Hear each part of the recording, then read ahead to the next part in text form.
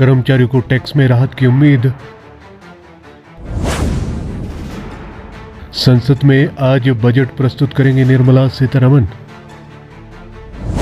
Full budget बाद में आएगा, पर चुनावी राहत की उम्मीद। हिमाचल सरकार 17 फरवरी को लाएगी अपना बजट। लोकसभा चुनाव से ठीक पहले केंद्र सरकार अपना बजट 1 फरवरी को पेश करेगी। इस बजट पर हिमाचल के नौकरी पेशा लोगों की भी नजर है, क्योंकि इन्हें टैक्स में छूट मिलने की उम्मीद है। हालांकि केंद्र सरकार अपना फुल बजट चुनाव नतीजों के बाद पेश करेगी। लेखानुदान के साथ कुछ चुनावी राहत के फैसले केंद्र सरकार ले सकती है। पिछले वित्त वर्ष के टैक्स स्ट्रक्चर के हिसाब से 3 लाख की इनकम तक कोई टैक्स नहीं है और 3 से 6 लाख पर 5% का इनकम टैक्स है। कर्मचारियों को उम्मीद है कि इस बार स्लैब में कुछ राहत मिलेगी। हालांकि नरेंद्र मोदी सरकार ने इनकम टैक्स के मामले में ज़्यादा रियायत अब तक नहीं दी है। केंद्र सरकार राज्य विशेष के लिए अलग से घोषणाएं बजट में करने से बचती है, इसलिए रेलवे या अन्य प्रोजेक्ट में इस तरह की घोषणाओं की उम्मीद कम ही है। इधर सुखविंदर सिंह सुक्खू की सरकार अपना बजट 17 फरवरी को पेश करेगी।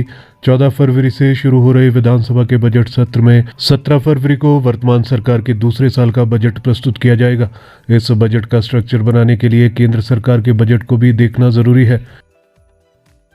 हिमाचल सरकार ने चुनाव से पूर्व कांग्रेस की ओर से दी गई गारंटियों में से 3 गारंटी की घोषणा इस बजट में करने की बात कही है, इसलिए इन घोषणाओं पर भी लोगों की नजर रहेगी। केंद्रीय बजट में पर्वतमाला या सीमावर्ती गांव के लिए नई घोषणा का भी राज्य को फायदा हो सकता है। राज्य सरकार भी अपने बजट को उसी अनुरूप बना सकती है, ताकि केंद्र सरकार से फंड लिए जा सके। हालांकि केंद्रीय बजट से अब इनकम टैक्स रिलीफ ही सबसे बड़ी राहत होगी।